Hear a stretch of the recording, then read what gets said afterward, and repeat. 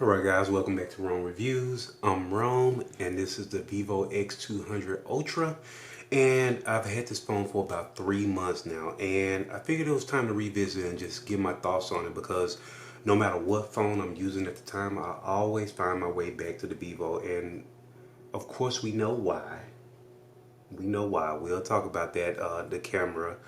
But the phone overall is a solid package, and it has a couple of shortcomings, but we'll talk about that a little bit. But anyway, we're gonna jump over to the overhead and let's get rolling.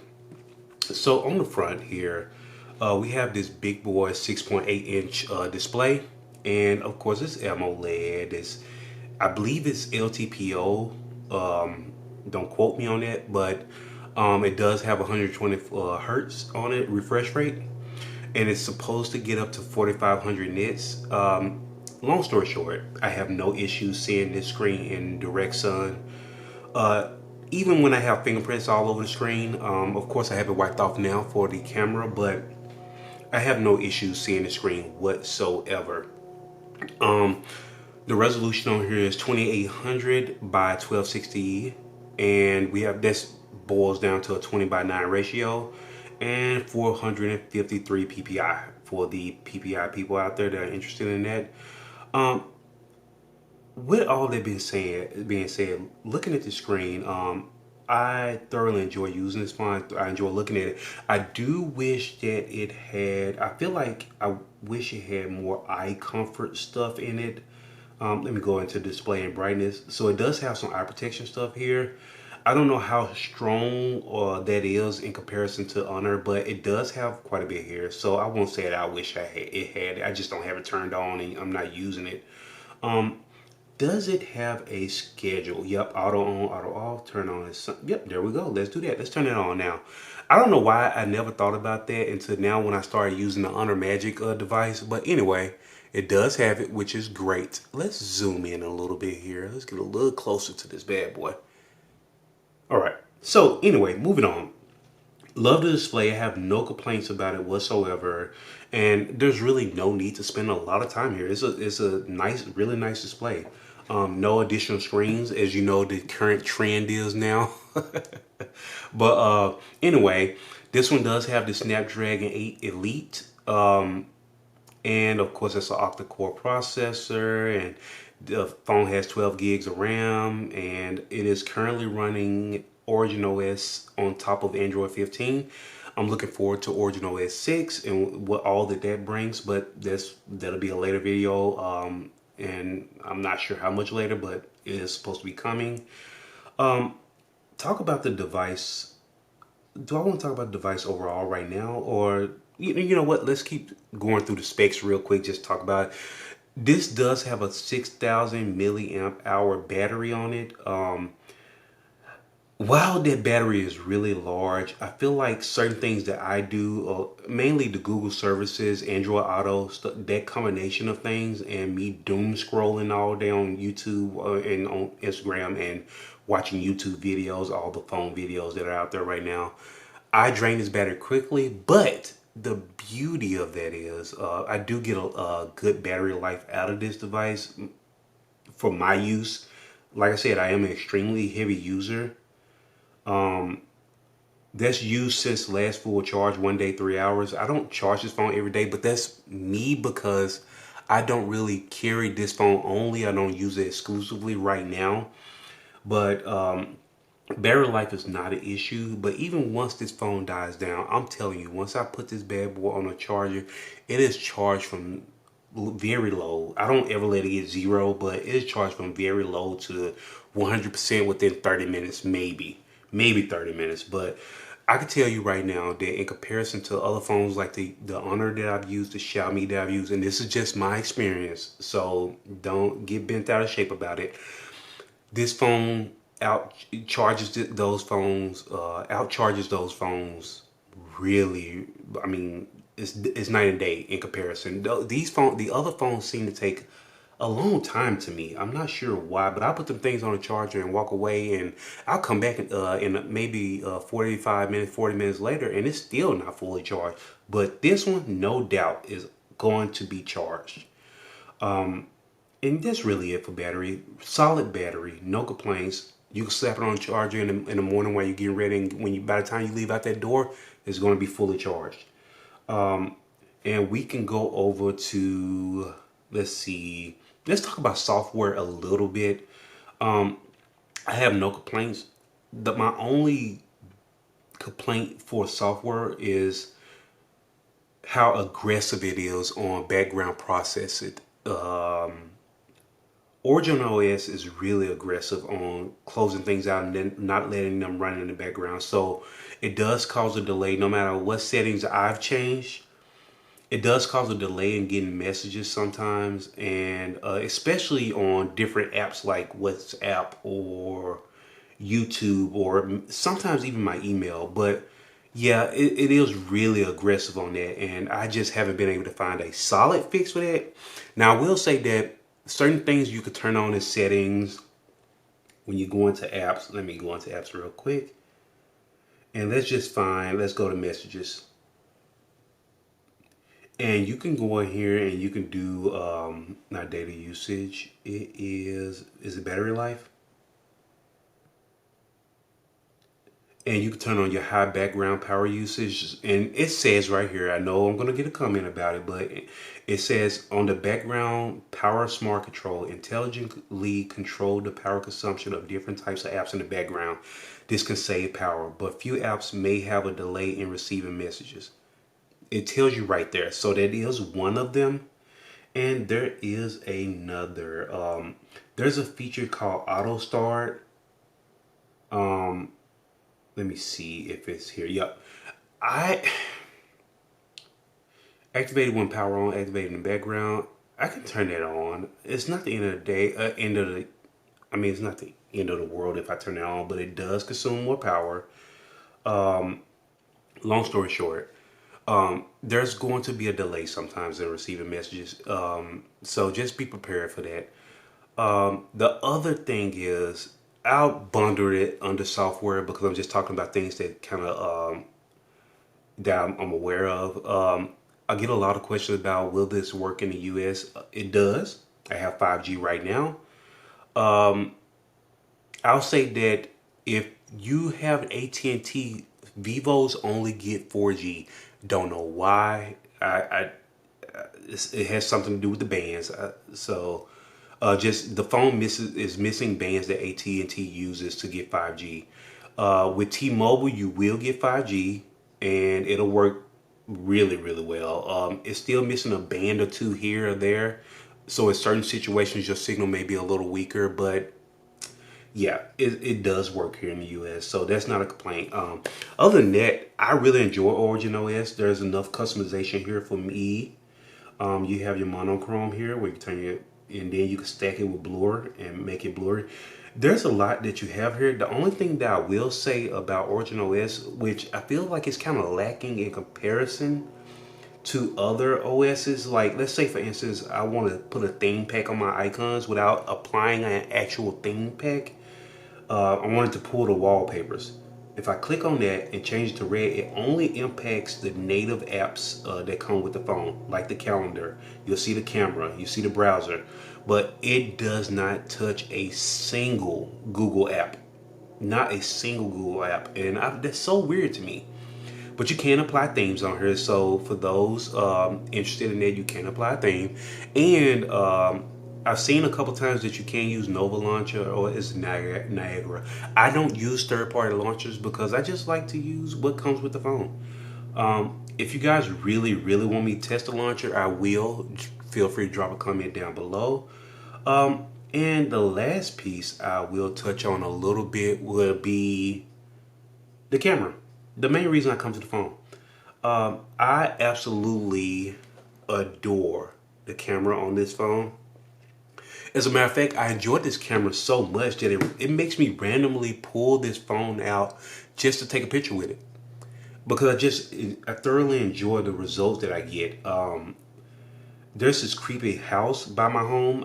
I took a picture of it this morning. I'll probably pop that up on the screen and show a few photos from here. My son, I take pictures of him. This phone, I thoroughly enjoyed the camera. I will say that I know people have complained about how large the camera module is, but I think it's justified in the output and the consistency in which photos come out of this phone. It doesn't bother me. I put this thing in my pocket all the time, but you can take that with a grain of salt because I am a avid foldable user. So I'm used to having bigger phones in my pocket and things like that, even though they're getting thinner and thinner by each year. But doesn't bother me at all. Let me see. The other thing I wanted to touch on was we're going to switch back over here just for a moment. The screen protectors that come on these phones, even though I welcome them because it's nice to have one, and then if you want to have your choice of getting one later, like a nicer one, like a glass one, you can do that. But these things do scratch easily. I'm not sure if that's going to show up on camera because my always on display is on. But this thing does have scratches on it, and it does scratch fairly easily. It smudges easily, but the point is it protects the screen that's underneath, so I won't complain too much. The other thing is, if you're going to buy this phone, look at that beautiful red, just distracted me. I love this color so much. But anyway, if you're going to buy this phone, I highly recommend, if you're able to find one, get a camera, a protector, like a glass protector, even if it's a little plasticky one that comes on the front, as long as it doesn't impact the photos, the results of the photos that come out. Protect this because this is such a large piece of glass. If you can protect that, put something over it, because I do have a scratch here, there on the back of here. It doesn't seem to be impacting the results of the photos that are coming out of it, but I just think that's more of me being fortunate. So just keep in mind that, yeah, if you can find some protection for that, put that over that as soon as you can. There are cases that come with cutouts and stuff like that. I just hate putting a case over this beautiful color, but there are cases that come with cutouts to protect your camera a little more. So that's an option. You know, keep that in mind. But anyway, I will say that out of all the phones I've used, the Vivo is the only phone that I have fully configured to my liking. I get a lot of comments about circular search and stuff like that. All of that still works on here. And you know what? I've actually closed a lot of stuff. So one moment, let me get all that stuff turned back on. All right, I'm back. So every now and then I have to turn them back on. So anyway, it's simple. But anyway, if I long press at the bottom of the screen, circular search, boom, works like a charm. I've even gone as far as to configure button mapper on my phone to use that, put a little bit more use to that camera button on the side. So if I hit that bad boy, it will bring up Gemini and it will start listening immediately. I have all these things configured for this phone to work like I want it to work. And that's made me fall in love even more so with the Vivo. Every phone has its shortcomings, but I think that all of the good in this phone outweighs those shortcomings, or I've just gotten used to them. Maybe that's what it is. I've just gotten used to them. The delay in messages sometimes, I notice them, but it doesn't really bother me. So I'll speak for me in my experience. These phones, these Chinese phones or whatever in the US, they will take some getting used to for someone here that's used to getting everything like immediately, or everything works like out of the box, because Samsung, Apple, Google, those things are configured to work in the US and cater to the US audience. They do have global versions of certain phones, just not this one in particular. So if you go with this phone, it's going to have to be the Chinese version, and you're going to have to go through and configure a few things. So just be aware. But circular search, you can make it work. Gemini, you can make it work. So I have no complaints. I've enjoyed this phone, and like I said, I have it set up to what I like, and I have no major gripes with it. Just minor things, in which that comes with almost every phone that I've dealt with. I always have little minor things that I feel like if I just built the perfect phone. It will have this and it will have that and blah, blah, blah, blah, so on and so forth. But at the end of the day, right now, this phone is the top of the charts for me. Alright guys, so I wanted to get this in real quick in between their mowing session outside my house, but I have gamed on the Vivo quite a bit actually, and I'll pop some video up there just so you guys can see that, but I did not notice it getting uncomfortably warm. It gets warm because it's pushing a lot to get the game running as smoothly as it does. I didn't notice any significant drops, especially on Wuthering Waves while I was playing it with all the particles on screen, the explosions and things like that. Didn't notice any significant drops. The game, I mean, games just run really smoothly on here. I've played Wuthering Waves mostly, and I played a bit of Destiny Rising. Both seem to perform very well on here. Of course, there's a bit of battery drain because you're gaming. But the phone holds up really well. The drain isn't significant to the point where I'm afraid to game when I'm out using the phone. But to be fair, it's not like I'm sitting gaming for hours on end. My sessions are normally between 30 minutes to an hour because either I arrive to a place early while I'm waiting on my friends to arrive, and I'll try to squeeze in a little session while I'm sitting there, or if I'm arriving to an appointment, I'll sit in my car and wait for a minute and just play the game. So it's normally 30 minutes roughly.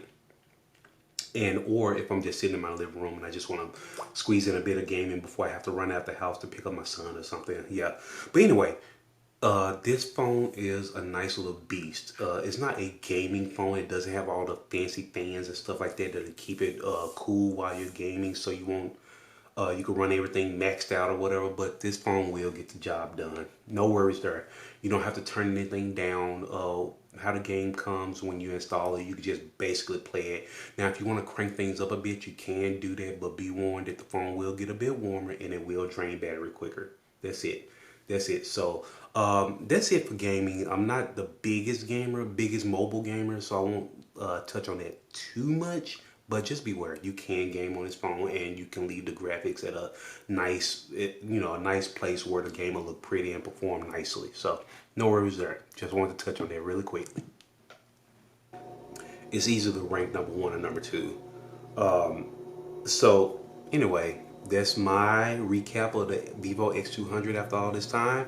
And this phone, no matter what phone I get for now, until something else comes and maybe that'll take over, but no matter what phones I have at the moment, I always keep this bad boy on the side or close by because this phone gives the most reliable photos out of any phone that I use. The color science and the output, the videos and everything, I prefer this phone over everything else. So anyway, that is my take on the Vivo X200 Ultra.